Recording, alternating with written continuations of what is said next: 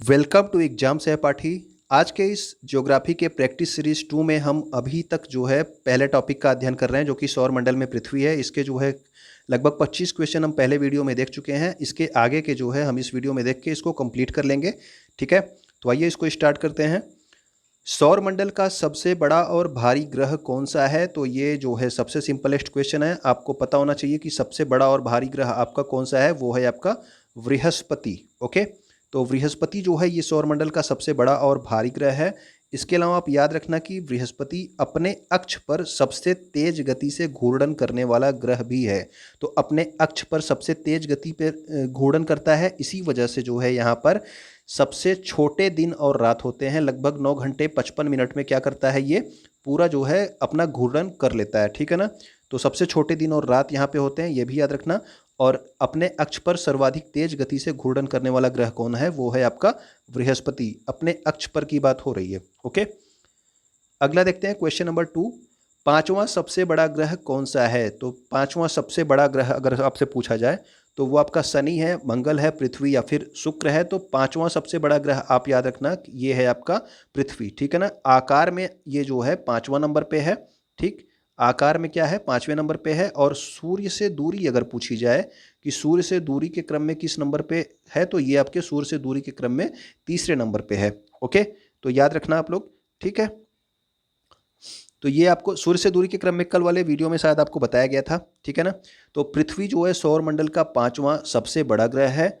आकार के अनुसार ग्रहों का क्रम आप देख लीजिए, तो आकार में सबसे बड़ा बृहस्पति है, इसके बाद आपका शनि है, फिर अरुण यानी कि यूरेनस है, फिर वरुण यानी कि नेपच्यून है, फिर आपका पृथ्वी आपके 5वें नंबर पे है। ठीक है, इसके बाद शुक्र है, फिर मंगल है और बुध है। ठीक है, तो शुक्र के बाद मंगल है, फिर आपका बुध है। तो याद रखिएगा आप लोग, ये आपके आकार का क्रम है। ठीक है, आकार में पृथ्वी जो है 5वें नंबर पे है और सूर्य से दूरी के क्रम में तीसरे नंबर पे है। तो ये दोनों पॉइंट आप याद रखिएगा। क्वेश्चन नंबर 3 में आते हैं। निम्नलिखित में से कौन से ग्रह के सर्वाधिक प्राकृतिक उपग्रह हैं? ठीक है, तो सर्वाधिक प्राकृतिक उपग्रह अगर आपसे पूछा जाए तो शनि, बृहस्पति, मंगल या फिर शुक्र। तो बृहस्पति के सबसे ज़्यादा थे।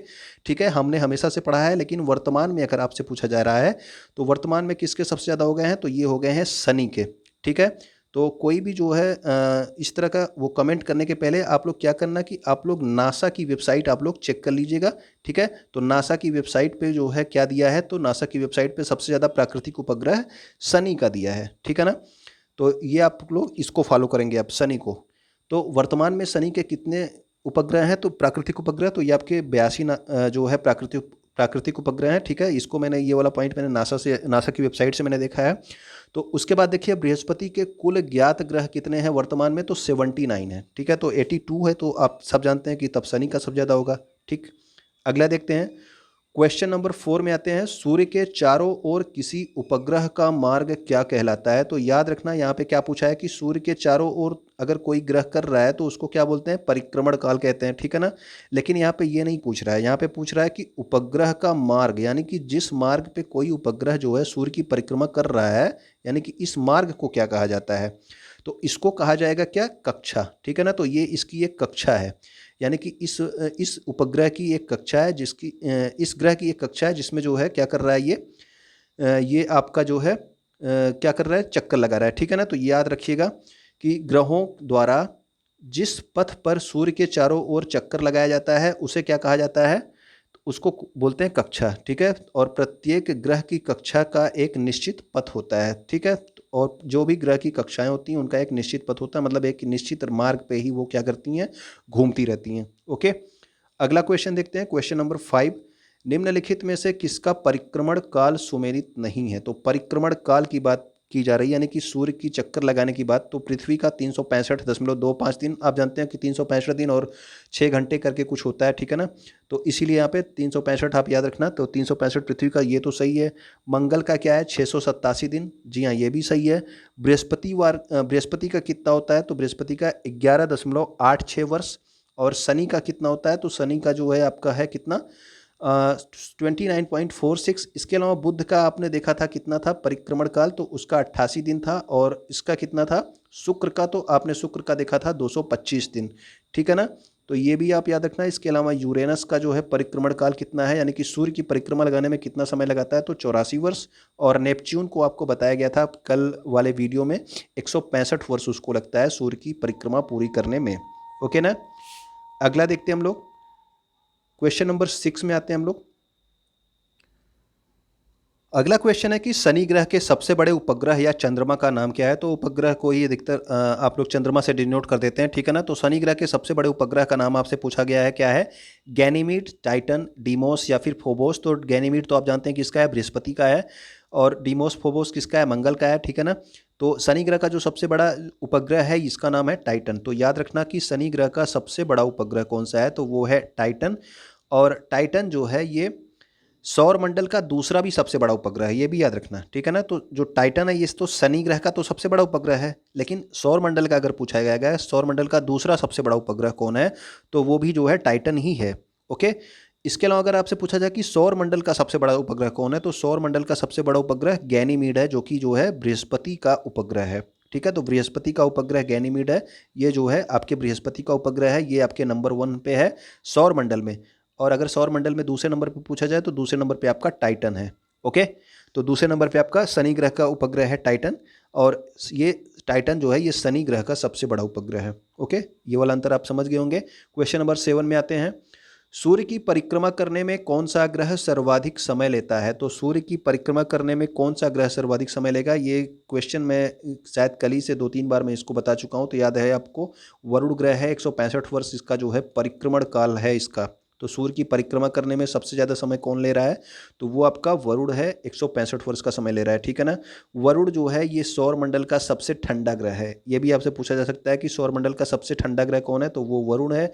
आप सब जानते हैं कि सबसे लास्ट में जो है वरुण आता है, ठीक है ना। ग्रहों की स्थिति में सबसे लास्ट में वरुण आता है, तो ये आपके सूर्य से सबसे अधिक दूरी पर है, इस वजह से ये आपका सबसे ठंडा ग्रह है। और इसको जो है चक्कर पूरा करने में भी, सूर्य का चक्कर पूरा करने में भी सबसे ज़्यादा समय लगता है, ठीक है ना। तो ये आप याद रखना। ओके, क्वेश्चन नंबर 8 में आते हैं। प्लूटो को ग्रहों की श्रेणी से कब हटा दिया गया था। तो प्लूटो जो है हटाया गया था कब, 2000 में, 2004 में, 2006 या फिर 2009 में। तो प्लूटो जो है पहले आपके 9 ग्रहों की श्रेणी में था, ये 9वां ग्रह था, लेकिन वर्तमान में जो है इसको हटा दिया गया है। तो वर्तमान में 8 ग्रह हैं। तो इसको हटाया कब गया था, तो इसको हटाया गया था 2006 में।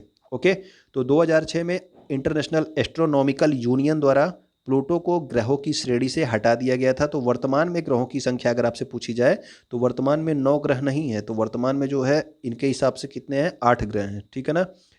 अगला देखिए, क्वेश्चन नंबर 9। निम्नलिखित में से गलत कथन को पहचानिए। तो गलत कथन कौन सा है, उपग्रह अपने ग्रहों की परिक्रमा करते हैं। तो आप सब जानते हैं उपग्रह यानी कि ग्रहों की परिक्रमा करते हैं। जी हाँ, पृथ्वी का उपग्रह कौन है, चंद्रमा, और वो पृथ्वी की परिक्रमा करता है, ठीक है ना। तो ये तो सही हो गया। अगला देखिए, अगला है आपका कि मानव निर्मित उपग्रह को कृत्रिम उपग्रह कहते हैं। जी हाँ, जो अगर मानव उसको बना रहा है तो उसको कृत्रिम उपग्रह ही कहेंगे। जी हाँ, ये भी सही है, आर्टिफिशियल आपका सैटेलाइट हो गया।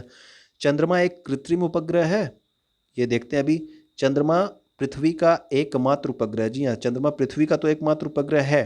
ओके, चंद्रमा एक कृत्रिम उपग्रह है, जी नहीं, ये आपका एक प्राकृतिक उपग्रह है, इसे किसी इंसान ने नहीं बनाया, ठीक है ना। तो अभी आपको बताया गया कि मानव निर्मित जो उपग्रह हैं उनको कृत्रिम उपग्रह कहते हैं। तो चंद्रमा को तो मानव ने बनाया नहीं, तो ये आपका जो है ऑप्शन नंबर सी इसमें क्या हो जाएगा, ऑप्शन नंबर सी आपका जो है गलत कथन है। ओके, तो चंद्रमा पृथ्वी का एकमात्र प्राकृतिक उपग्रह है, कृत्रिम उपग्रह नहीं है। क्वेश्चन नंबर 10 में आते हैं।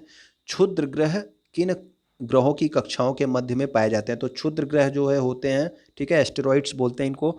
ये जो है कहाँ पाए जाते हैं, किन ग्रहों की कक्षाओं के मध्य पाए जाते हैं। यानी कि 2 ग्रहों की कक्षाएं हैं जिनके मध्य में जो है ये एस्टेरॉइड्स पाए जाते हैं। तो ये कौन कौन से ग्रह हैं, शनि और वरुण, बृहस्पति और शनि, मंगल और बृहस्पति, या बुध और शुक्र। तो इसका जो सही आंसर होगा वो होगा आपका मंगल और बृहस्पति। तो ये आपके मंगल ग्रह हो गया, ये आपका बृहस्पति ग्रह हो गया। इनके बीच में जो है क्षुद्र ग्रह पाए जाते हैं। ओके, क्षुद्र ग्रह क्या होते हैं, क्षुद्र ग्रह छोटे छोटे खगोलीय पिंड होते हैं, और ये भी जो है सूर्य के चारों ओर परिक्रमा करते हैं। याद रखना कि ये जो इन कक्षाओं के मध्य में जो हैं ये भी जो है सूर्य की परिक्रमा ही कर रहे हैं, ठीक है ना। तो ऐसा नहीं है कि वो वहाँ पे बस केवल रुके हुए हैं। तो क्षुद्र ग्रह जो है किसके किसके बीच में पाए जाते हैं, मंगल ग्रह और बृहस्पति ग्रह की कक्षाओं के मध्य पाए जाते हैं। कक्षाएं क्या होती हैं, अभी आपको बताया गया है, एक निश्चित पथ होता है, ठीक है ना, जिन पे जो है ये जो है सूर्य की परिक्रमा करते हैं। ब्लैक होल का घनत्व बहुत अधिक होता है। ये आपको बताना है कि निम्न में से सही कथन कौन सा है, ठीक है ना, सही कथन बताना है। तो ब्लैक होल का घनत्व बहुत अधिक होता है, जी हाँ, ब्लैक होल का घनत्व बहुत अधिक होता है। इसके अंदर अगर प्रकाश भी घुस जाती है तो वो भी बाहर नहीं निकल पाती है, ये भी आप पॉइंट जरूर याद रखना, ठीक है। अगर ब्लैक होल में जो है अगर प्रकाश चली गई तो उसके वो जो है प्रकाश को भी फिर बाहर नहीं आने देता है, इतना अधिक उसका घनत्व होता है। ब्लैक होल का गुरुत्वाकर्षण बल इतना शक्तिशाली होता है कि प्रकाश सहित कुछ भी इसके आकर्षण से बच नहीं सकता। इसका मतलब यही है जो अभी मैंने आपको बताया कि इसका गुरुत्वाकर्षण बल इतना शक्तिशाली है कि इसमें जो है कोई भी चीज़ एक बार गई, ठीक है ना, कुछ भी गया जो है तो वो बाहर नहीं आ पाएगा। यहाँ तक कि प्रकाश भी उसके अंदर गई तो वो बाहर नहीं आ पाएगी। ब्लैक होल सिद्धांत का प्रतिपादन सुब्रमण्यम चंद्रशेखर ने किया था। तो ये आपका उपर्युक्त सभी जो है ये आपके संबंधित है। तो इससे संबंधित जो है जो बातें बताई थी, किसने बताई थी, ये बताया था सुब्रमण्यम चंद्रशेखर, ठीक है ना। इन्होंने एक चंद्रशेखर सीमा नाम की जो है एक सिद्धांत का भी प्रतिपादन किया था, ये भी याद रखना, ठीक है, चंद्रशेखर ने। ये भारतीय अमेरिकी जो है वैज्ञानिक थे। क्वेश्चन नंबर 12 में आते हैं, प्रकाश वर्ष किसकी इकाई है। सिंपलेस्ट क्वेश्चन आपका फिर से बहुत बार पूछा जाने वाला, ये आपका किसकी इकाई है, तो प्रकाश वर्ष अगर आपका आ जाएगा तो ये आपका दूरी का मात्रक है, ये भी आप याद रखना। इसके अलावा प्रकाश वर्ष की जो है कितनी लंबाई होती है ये भी याद रखना कि इसको अधिकतर मीटर में जो दिया जाता है 1 प्रकाश वर्ष में क्या होता है कि 9.46 इंटू 10⁻15 मीटर, ठीक है ना। अगर ये किलोमीटर में होगा तो ये 10⁻12 हो जाएगा, ठीक है ना। तो मीटर से किलोमीटर में आप बदलते हो तो क्या होता है, माइनस में होता है, ठीक है ना। तो ये आपका क्या हो जाएगा 10⁻12 किलोमीटर, 9.46 तो सेम ही रहेगा।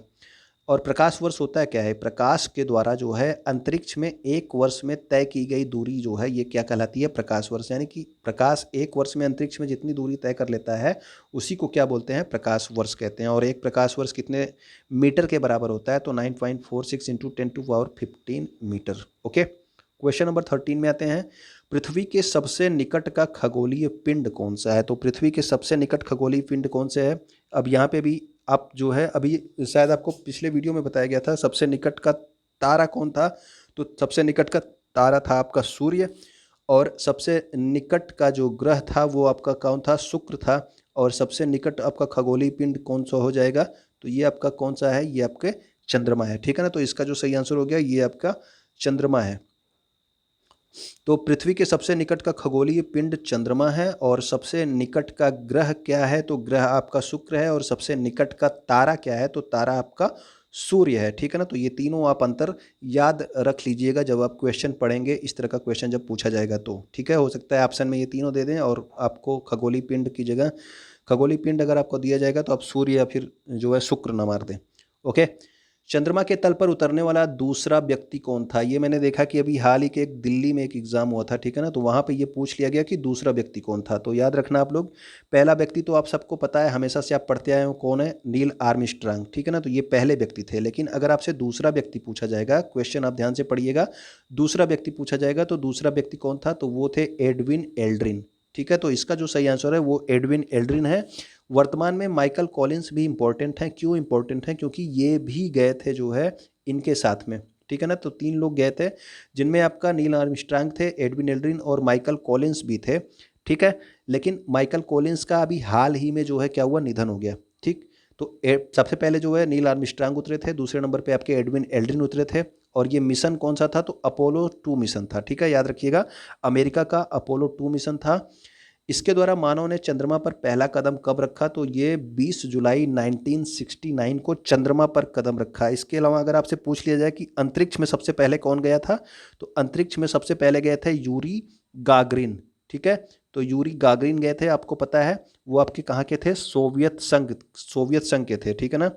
तो वो सोवियत संघ के थे, और ये आपके चंद्रमा पर जाने वाले, अंतरिक्ष में जाना और चंद्रमा पर जाना दोनों अलग अलग है। ओके, तो ये आपका 1969 में हो गया। इसके अलावा देखिए एक याद रखना, अभी इनका हाल ही में 2021 में ही माइकल कॉलिंस का निधन हुआ है।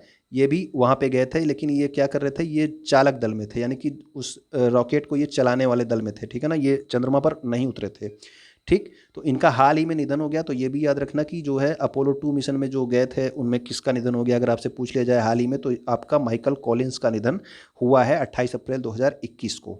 तो ये भी आप याद रखना। ठीक, उम्मीद करता हूँ ये वाला क्वेश्चन आपको समझ में आया होगा। क्वेश्चन नंबर 15 पे आते हैं। चंद्रमा पर गुरुत्वाकर्षण बल पृथ्वी की तुलना में कितना होता है। तो चंद्रमा पर गुरुत्वाकर्षण बल पूछा जा रहा है। ये भी आपका साइंस का क्वेश्चन अधिकतर पूछ लेता है साइंस में। ये आपका होता है, कितना होता है, 1/6। ठीक है ना। तो पृथ्वी की तुलना में कितना होता है, 1/6 होता है। यानी कि अगर जो है 60 किलोग्राम भार की कोई वस्तु आप ले जाओगे चंद्रमा पर, तो वहाँ पर कितने किलोग्राम की हो जाएगी, तो वो हो जाएगी 10 किलोग्राम की। यानी कि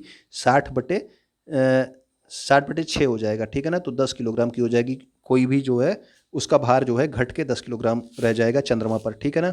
तो चंद्रमा पर जो है गुरुत्वाकर्षण बल कम होता है, इसी वजह से वहाँ पे भार जो है कम हो जाता है, लेकिन द्रव्यमान सेम रहता है। ओके, ये भी पॉइंट रखना कि अगर आपसे द्रव्यमान पूछा जा रहा है, मास पूछा जा रहा है, तो सेम रहेगा, लेकिन वेट क्या होगा, घट जाएगा। ओके, तो 1/6 जो है हो जाता है। चंद्रमा पर गुरुत्वाकर्षण बल पृथ्वी की तुलना में कितना होता है, 1/6 भाग होता है। इसके अलावा एक पॉइंट आप याद रखना, ये भी आपसे क्वेश्चन पूछा जा चुका है कई बार, कि पृथ्वी से चंद्रमा की दूरी कितनी होती है, तो 3,84,000 किलोमीटर। ओके, तो पृथ्वी से चंद्रमा की दूरी कितनी है लगभग, तो ये आपकी 3,84,000 किलोमीटर है। ये भी आप याद रखिएगा। ओके, क्वेश्चन नंबर 16 में आते हैं। निम्नलिखित यदि किसी वस्तु को पृथ्वी से चंद्रमा पर ले जाया जाता है तो क्या होगा। अभी अभी आपको बताया गया कि उसका भार क्या होगा, घटेगा। ठीक है ना। तो उसका भार जितना रहेगा उसका 1/6 हो जाएगा। ठीक है। भार जो है, अगर आपसे भार पूछा जा रहा है तो भार क्या होगा, घटेगा। ठीक है।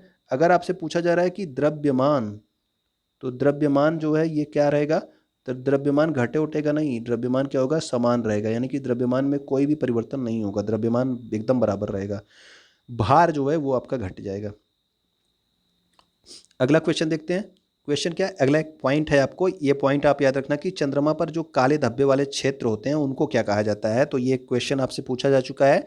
तो उनको बोला जाता है सी ऑफ ट्रैंक्विलिटी, या फिर शांति का सागर। ठीक है ना।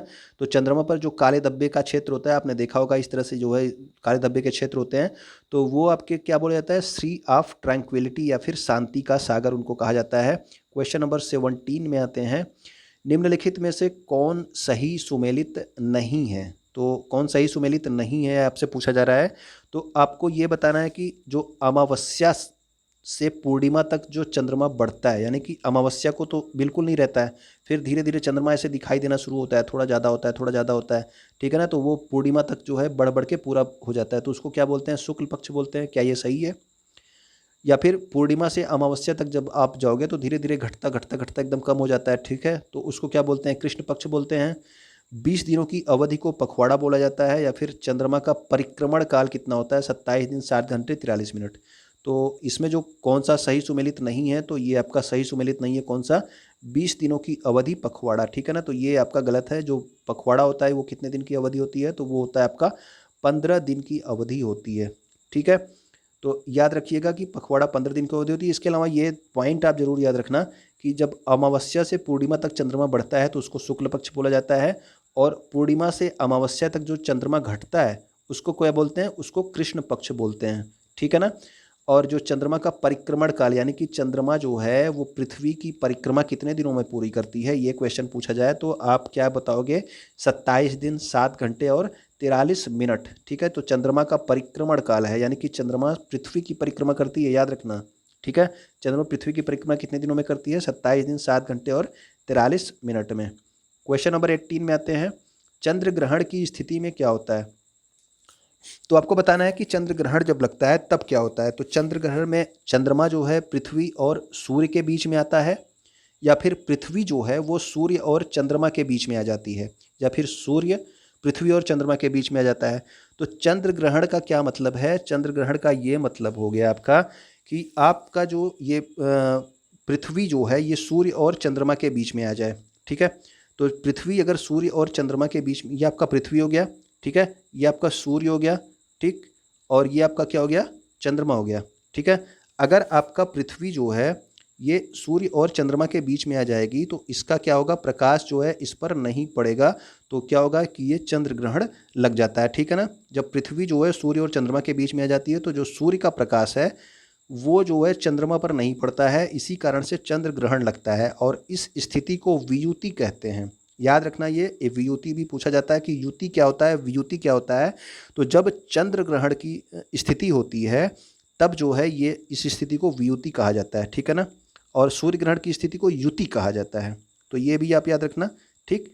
इसके अलावा जो है चंद्र ग्रहण कब लगता है ये भी आपसे पूछा जाता है। तो चंद्र ग्रहण जब भी लगता है हमेशा पूर्णिमा के दिन ही लगता है, जब पूरा चंद्रमा होगा जिस दिन, उसी दिन चंद्र ग्रहण लगेगा, ठीक है। तभी आपको नहीं दिखता है जब पूर्णिमा के दिन वो चंद्रमा जिस, तब आप क्या कहते हैं कि चंद्र ग्रहण लगा हुआ है, ठीक है ना। तो पूर्णिमा के दिन ही होता है चंद्र ग्रहण हमेशा। इसके अलावा देखिए, ये देखिए आपकी स्थिति है चंद्र ग्रहण की स्थिति, तो मैंने भी आपको बताई। तो ये आपका सूर्य ग्रहण की स्थिति आप देख लीजिए। सूर्य ग्रहण में क्या होता है कि सूर्य ग्रहण में चंद्रमा जो है बीच में आ जाता है, ठीक है। सूर्य क्या होता है कि पृथ्वी से जो है सूर्य जो है वो दिखाई नहीं देता, क्योंकि बीच में क्या आ जाता है, चंद्रमा आ जाता है। तो ये क्या होता है स्थिति, ये आपकी सूर्य ग्रहण की स्थिति बन जाती है। और सूर्य, और ये जो जब स्थिति बनती है, ये कब बनती है, तो सूर्य ग्रहण हमेशा अमावस्या को लगता है, ठीक है। ये इस तरह से याद नहीं होगा, आप एक जगह पॉइंट लिख लीजिएगा और ध्यान से याद कर लीजिएगा। जिसको ना याद हो, जिसको याद हो उसकी कोई बात नहीं है, वो फिर मजे करो, ठीक है। अगला देखिए, चंद्र ग्रहण की स्थिति यहाँ पे देख लीजिए आप लोग। इसमें क्या है कि इसमें सूर्य और चंद्रमा के बीच में आ गई पृथ्वी, ठीक है। और सूर्य का प्रकाश क्या हो रहा है, इधर से जा रहा है लेकिन चंद्रमा तक नहीं पहुंच रहा है। तो ये आपका कौन सी स्थिति हो गई, ये पूर्णिमा के दिन अगर आपको चंद्रमा फिर नहीं दिख रहा है तो इसका मतलब क्या है, आपका चंद्र ग्रहण लगा हुआ है, ठीक है ना। तो ये आपका पॉइंट हो गया, और ये आपकी चंद्र ग्रहण की स्थिति हो गई और सूर्य ग्रहण की स्थिति हो गई। याद रखिएगा, आपका पूर्णिमा के दिन क्या लगता है, और क्या है, पूर्णिमा के दिन आपका चंद्र ग्रहण लगता है और अमावस्या के दिन आपका सूर्य ग्रहण लगता है, ठीक है। चंद्रमा से ये इसमें आपको बताना है कौन सा सही सुमेलित नहीं है, ओके। तो सही सुमेलित नहीं है आपको बताना है। तो चंद्रमा से पृथ्वी की निकटतम स्थिति को क्या बोला जाता है, पेरिजी बोला जाता है, क्या ये सही है। सूर्य, चंद्रमा और पृथ्वी जब एक ही सीधी रेखा में होते हैं तो उसको सिजगी बोला जाता है, क्या ये सही है। चंद्रमा से पृथ्वी की जो अधिकतम दूरी होती है, यानी कि चंद्रमा और पृथ्वी जब अधिकतम दूरी पर होते हैं तो उसको क्या बोलते हैं, अपभू, अपोजी। या फिर सूर्य ग्रहण की स्थिति कब होती है, पूर्णिमा के दिन। तो अभी तो आपको बताया गया कि सूर्य ग्रहण कब होता है, सूर्य ग्रहण आपके अमावस्या के दिन होता है। तो पूर्णिमा के दिन क्या होता है, तो पूर्णिमा के दिन आपका चंद्र ग्रहण होता है, ठीक है ना। तो चंद्र ग्रहण आपका जो है पूर्णिमा के दिन होता है।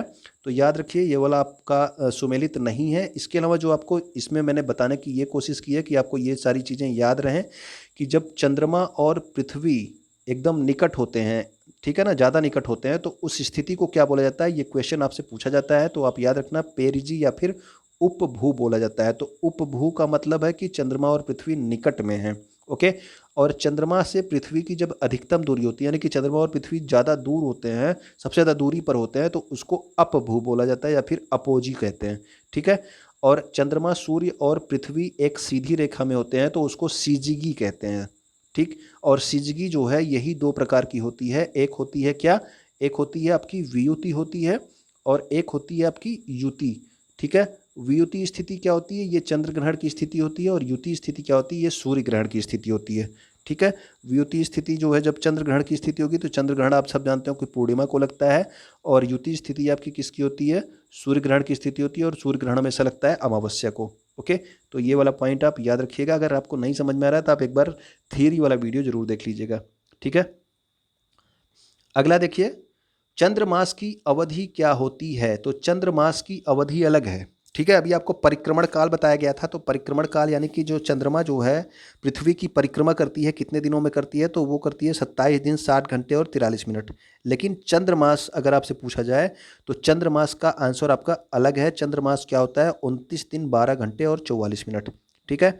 तो चंद्रमास जो है क्या होता है, तो चंद्रमास ये होता है कि एक पूर्णिमा से दूसरी पूर्णिमा के बीच में जो दिन होते हैं, कितने दिन, कितना कितना समय होता है, वो आपका चंद्रमास कहलाता है, ठीक है। तो दो पूर्णिमा के बीच का समय जो है वो कहलाता है चंद्रमास, और यह लगभग 29.5 दिन के बराबर होता है।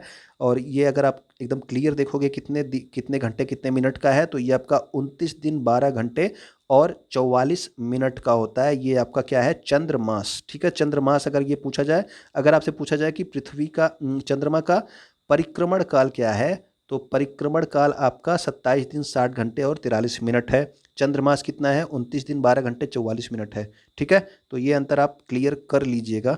ठीक है, क्वेश्चन आपसे पूछा जा सकता है, पुच्छल तारे या धूमकेतु जो होते हैं इनके पूंछ की दिशा सदैव किस ओर होती है? तो पुच्छल तारे जो है क्या होते हैं, ये इनकी जो ये जब ये सूर्य के पास पहुंचते हैं, ठीक है ना, तो ये इस तरह से लंबी लंबी इनकी पूंछें क्या होती हैं, पीछे की ओर होती है, तो ये सूर्य से दूर होती हैं। ठीक है, तो सूर्य से दूर इसका जो है सही आंसर है। तो पुच्छल तारों में जो पूंछ की दिशा होती है वो सूर्य से दूर होती है, सूर्य की ओर नहीं होती है। ठीक है, इसमें देखिए पुच्छल तारों को ही धूमकेतु भी कहा जाता है, ये भी याद रखना कि पुच्छल तारे अथवा धूमकेतु ये चट्टानों से, बर्फ से या धूल से या फिर गैस के बने आकाशीय पिंड होते हैं। ठीक है, जो कि जो है आपके वहाँ पे विचरण करते रहते हैं। इनकी पूंछ जो है ये सदैव सूर्य के विपरीत दिशा में या फिर सूर्य से दूर होती है। ठीक है, तो ये आप याद रखना कि पुच्छल तारे की पूंछ की दिशा, यहाँ पे सूर्य है तो पुच्छल तारे की पूंछ की दिशा इधर दूर होगी। ठीक है ना, पुच्छल तारे की पूंछ जो है सूर्य से विपरीत दिशा में होगी। क्वेश्चन नंबर 22 आते हैं, यहाँ पे एक लास्ट क्वेश्चन है। ठीक है, तो इसमें आप एक पॉइंट ये जरूर क्लियर कर लीजिएगा कि पृथ्वी से चंद्रमा का केवल एक भाग दिखाई पड़ता है, क्यों? तो पृथ्वी से चंद्रमा का केवल एक ही भाग दिखाई देता है हमेशा, ये भी आप याद रखना कि हमेशा केवल एक ही भाग दिखाई देता है, दूसरा भाग उसका नहीं दिखाई देता है। इसका जो सही कारण है वो क्या होगा? इसका जो सही कारण है कि चंद्रमा अपने अक्ष पर एक चक्कर पूरा करने में जितना समय लेता है उतना ही समय अपने अक्ष पर पूरा करने में लेता है। इसका मतलब क्या है कि यानी कि उसका लगभग परिक्रमण काल और परिभ्रमण काल लगभग समान होता है। ठीक है, इसी वजह से क्या होता है कि वो चंद्रमा का एक ही भाग दिखता रहता है, वो दूसरा भाग उसका सामने नहीं आ पाता है, क्योंकि उसका परिक्रमण काल और परिभ्रमण काल लगभग एक समान होता है। तो इसका जो ऑप्शन है ये आपका सही ऑप्शन है, ऑप्शन नंबर डी। चंद्रमा पृथ्वी का एक चक्कर पूरा करने में जितना समय लेता है, यानी कि उसका परिक्रमण काल, उतना ही समय अपने अक्ष पर एक चक्कर पूरा करने में लेता है, यानी कि उसका परिभ्रमण काल। तो दोनों लगभग समान होता है, इसी वजह से चंद्रमा का केवल एक ही भाग दिखाई पड़ता है। तो ये वाला जो है अंतर भी आप समझ गए होंगे, और ये क्वेश्चन डायरेक्ट आपसे पूछ लिया जाता है, तो इसको भी आप याद रख लीजिएगा। वीडियो आपको पसंद आ रहा हो तो आप क्या करेंगे कि आप अपने दोस्तों तक जरूर शेयर कीजिएगा इसको, और वीडियो आप लाइक कर दीजिए। एग्ज़ाम की डेट आ चुकी है, आप सबको पता है, तो ठीक है। इसके अलावा आप इंस्टाग्राम, टेलीग्राम और फेसबुक पे आप फॉलो कर सकते हैं। वीडियो देखने के लिए आपका बहुत बहुत धन्यवाद। ठीक है।